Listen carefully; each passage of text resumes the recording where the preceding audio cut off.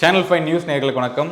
நான் உங்கள் நிரஞ்சன். டெல்லி சட்டசபை தேர்தல் முதல் ஈரோடு கிழக்கு இடைத்தேர்தல் வரைக்கும் ஒரு சிறப்பு தொகுப்பு தான் நம்ம பார்க்க போகிறோம்.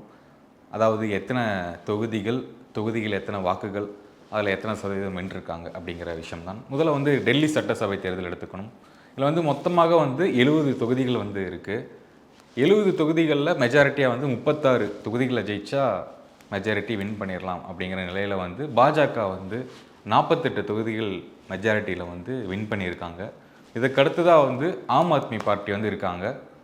22 தொகுதிகளில் அவங்க ஜெயிச்சிருக்காங்க. காங்கிரஸ் ஒரு இடம் கூட ஜெயிக்கவில்லை அப்படிங்கிறது ஒரு மிகப்பெரிய அவங்களுக்கு அரசியலே ஒரு மிகப்பெரிய நெகட்டிவ் டவுன்ஃபால் அப்படின்னு தான் சொல்லணும். ஆம் ஆத்மி இரண்டாவது மிகப்பெரிய கட்சியாக வாக்குகள் பெற்றிருக்காங்க அப்படிங்கிறது தான். பாஜகவுக்கு கிடைத்த வாக்குகள் 47% வாக்குகள், ஆம் ஆத்மிக்கு கிடைத்த வாக்குகள் 43% வாக்குகள் பெற்றிருக்காங்க. இதற்கு அரவிந்த் கெஜ்ரிவால் அவர்கள் ஆம் ஆத்மியிலிருந்து தோல்வி தழுவிய நிலையிலும் அவர் ஒரு பேட்டி கொடுக்குறாரு. மக்களின் தீர்ப்பை நான் ஏற்றுக்கிறேன், மக்களின் தீர்ப்பு தான் இறுதியானது, அதை நான் முழு மனதோடு ஏற்றுக்கிறேன், இதில் எனக்கு எந்த சங்கடமும் இல்லை அப்படிங்கிற மாதிரி பேட்டி கொடுக்குறாரு. இது பார்க்க ஒரு ரிஃப்ரெஷ்ஷாக இருக்குது. ஒரு நல்ல ஒரு காம்படிட்டிவ் ஸ்பிரிட் இருக்குது அவருக்கு அப்படிங்கிறது தான் தெரியுது. ஓகே, தேர்தல் வெற்றி தோல்வி சகஜம், அடுத்து போய்கிட்டே இருக்கணும் அப்படிங்கிறது தான். எப்படி இப்போ ஒருத்தர் ஆட்சியில் இருப்பாங்க, அடுத்து ஆட்சி கவிழும், இந்த விஷயம்லாம் தொடர்ந்து நடக்கிறது தான். மனம் தளராமல் அடுத்த மூகான் ஃபைட் பண்ணி போயிட்டுருக்காரு அரவிந்த் கெஜ்ரிவால் அப்படிங்கிறது தான் ஒரு நல்ல விஷயமாக பார்க்கப்படுது. ஓகே, இப்போ நம்ம ஊருக்குள்ளே வருவோம். ஈரோடு கிழக்கு இடைத்தேர்தல் கடந்த ஒரு வாரமாக ஒரு மாதமாகவே அரசியல் களம் சூடு பிடிச்சிருக்கு அப்படின்னு தான் சொல்லணும். எப்போவுமே 26 எலெக்ஷன் நோக்கியே இந்த வருஷம் ட்ராவல் ஆகிட்டு இருந்தோம். 26 சட்டமன்ற தேர்தல் எப்படி இருக்கும், விஜய் கட்சிக்கு வந்துட்டார், 3 முனை தேர்தல் 5 முனை தேர்தல் அப்படின்லாம் நிறைய விஷயங்கள் வரும்போது திடீர்னு நம்ம எதிர்பாராத விதமாக ஈரோடு கிழக்கு இடைத்தேர்தல் அப்படிங்கிற ஒரு விஷயம் வருது.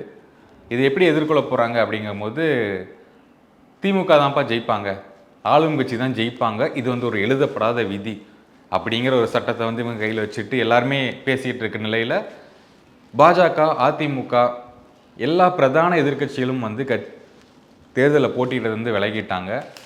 அவங்களுடைய மெயின் ரீசன் என்ன அப்படின்னு சொல்கிறதுன்னா, நாங்கள் தேர்தலில் போட்டியிட்டு தோல்வி தழுவுறது எங்களுக்கு பெரிய பிரச்சனை இல்லை, ஆனால் தேர்தல் ஜனநாயக முறைப்படி நடக்காது, இவங்க காசு கொடுத்து ஜெயிப்பாங்க, நிறைய விஷயங்கள் பண்ணி ஏமாற்றி தான் ஜெயிக்க போகிறாங்க, ஸோ அதில் நின்று எங்களுக்கு என்ன பிரயோஜனம் அப்படின்னு பிரதான எதிர்க்கட்சிகள் எல்லாம் விலகிட்டாங்க. நாம் தமிழர் கட்சியின் சார்பாக சீமான் அவர்கள் மட்டும்தான் ஒரு வேட்பாளர் நிப்பாட்டியிருந்தாங்க, திமுக ஒரு வேட்பாளர் நிப்பாட்டியிருந்தாங்க. இப்போ தேர்தல் 2-3 நாட்களுக்கு முன்னாடி நடந்தது. அதில் முக்கியமாக ஒரு விஷயம் என்னென்னா, ஒரு கள்ள ஓட்டு 2-3 கள்ள ஓட்டு நடந்திருக்கு. அது என்னென்னா, ஓட்டு போடுறதுக்கு ஒரு லேடி முன்னாடி போகிறதுக்கு முன்னாடியே அவங்க பேரில் அவங்க கையெழுத்து போட்டு ஒரு ஓட்டு ரிஜிஸ்டர் ஆகிருக்குன்னு சொல்லி அவங்களை வெளியே அனுப்புகிறாங்க. அவங்க கேட்டுமே அந்த ஓட்டு செக் பண்ணுறதுக்கான அனுமதி அவங்களுக்கு மறுக்கப்படுது. நான் தானா இல்லை நான் பண்ணியிருக்கேன்னா யார் பண்ணியிருக்காங்கன்னு செக் பண்ணணும் அப்படின்னு சொல்லும் போதும் அந்த உரிமை அவங்களுக்கு மறுக்கப்படுது. ஓட்டை மறுபடியும் மறுபரிசீலனை பண்ணுறேன் அப்படிங்கிற மாதிரி சொல்லியிருந்தாங்க. விஜய் அவர்களுடைய சர்க்கார் படத்தில் கொண்டு வந்த சட்டம் தான், அதாவது இருந்த சட்டத்தை அவங்க பிரபலமாக்குனாங்க, அந்த சட்டத்தின் மூலமாக இதை பண்ணலாம் அப்படின்னு பேச்சுகள் அடிப்பட்டது. சில பேர்த்துக்கு ஒரு 2-3 பேர்த்துக்கு இந்த மாதிரி ஆச்சு. ஆனால் இது பெரும் பேச்சு பொருளாக ஆச்சு அப்படின்னு கேட்டிங்கன்னா கண்டிப்பாக இல்லை. இடைத்தேர்தல் ஒரு சுமூகமாக முடிஞ்சது. 67.97% வாக்குகள் ஈரோட்டில் பதிவாயிருக்கு.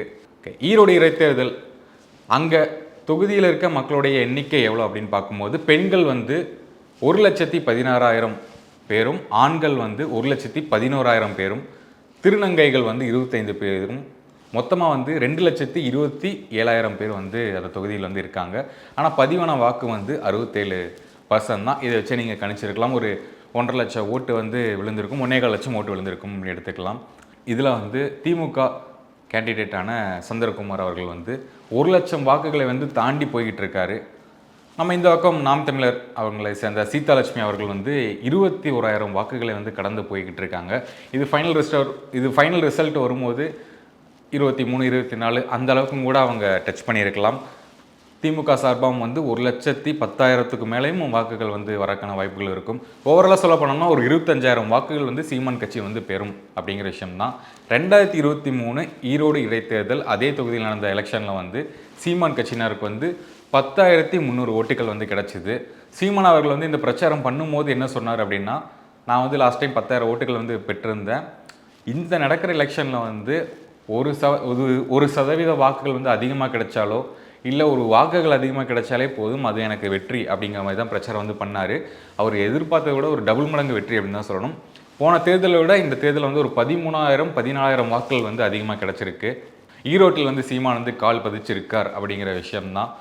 இதுக்கு ஒரு நெகட்டிவ் ரிவ்யூஸும் வந்துக்கிட்டு தான் இருக்குன்னு தான் சொல்லணும். ஏன்னா எதுக்கு நின்று ஒரு தோக்கணும் அப்படிங்கும்போது எதிர்கட்சியில் எல்லாருமே பின்வாங்கும்போது ஒருத்தர் நிற்கிறாரு, கொஞ்சம் பர்சன்ட்டை வந்து ஏற்றுறாரு, ஒரு தைரியமாக நிற்கிறாரே சீமான் அப்படிங்கிற விஷயம் வந்து சோஷியல் மீடியா வந்து ட்ரெண்ட் பண்ணிட்டு தான் இருக்காங்க, சப்போர்ட் பண்ணிக்கிட்டு இருக்காங்க சீமான் அவர்களை. இந்த தேர்தலில் வந்து திமுக முதலிடம் பிடிச்சிருக்காங்க, நாம் தமிழர் 2வது இடம், 3வது இடம் வந்து நோட்டா வந்து பிடிச்சிருக்காங்க. 1645 வாக்குகள் வந்து பெற்று நோட்டா வந்து 3வது இடம் வந்து பிடித்திருக்கு. அந்த தபால் ஓட்டுகளில் வந்து நாம் தமிழர் கட்சியை விட நோட்டாக்கு அதிகமாக போட்டிருக்காங்கன்னு வச்சு ஆளும் கட்சியினர் வந்து கொஞ்சம் விமர்சனம்லாம் செஞ்சுக்கிட்டு இருக்காங்க. எது எப்படியோ சீமான் அவர்கள் வந்து கடந்த முறை விட இந்த முறை வந்து ஒரு 15,000 வாக்குகள் வந்து அதிகம் பெற்றிருக்காரு. இதுவே நாம் தமிழர் கட்சியின் வெற்றி அப்படின்னு தான் நம்ம வந்து பார்க்கணும். யாருமே நிற்கிற இடத்துல ஒருத்தர் நிற்கிறாரு, அதுக்கான வாக்கு சதவீதமும் வந்து அதிகமாகுது அப்படிங்கிற விஷயம்தான். ஓவராலாக நீங்கள் நினைத்த நபர் வந்து வெற்றி பெற்றிருக்காரா, பர்சன்ட் அதிகமாக இருக்கா, சீமான் கட்சியினர் வந்து ஏன் நிற்கிறாங்க, கொஞ்சம் பின்வாங்கியிருக்கலாமே அப்படிங்கிற மாதிரி விஷயங்கள் எல்லாமே வந்துட்டு தான் இருக்குது. இதற்கு உங்களுடைய கருத்துக்கள் என்ன? டெல்லி சட்டமன்ற தேர்தலுடைய ரிசல்ட் எப்படி வந்திருக்கு? இந்த ரிசல்ட் உங்களுக்கு ஓகேவா அப்படி என்ன நினச்சிங்களோ உங்களுடைய கருத்துக்களை வந்து கமெண்ட் பாக்ஸில் வந்து கமெண்ட் பண்ணுங்கள். தொடர்ந்து பேசுவோம். தேங்க்யூ ஃபார் வாட்சிங். நன்றி.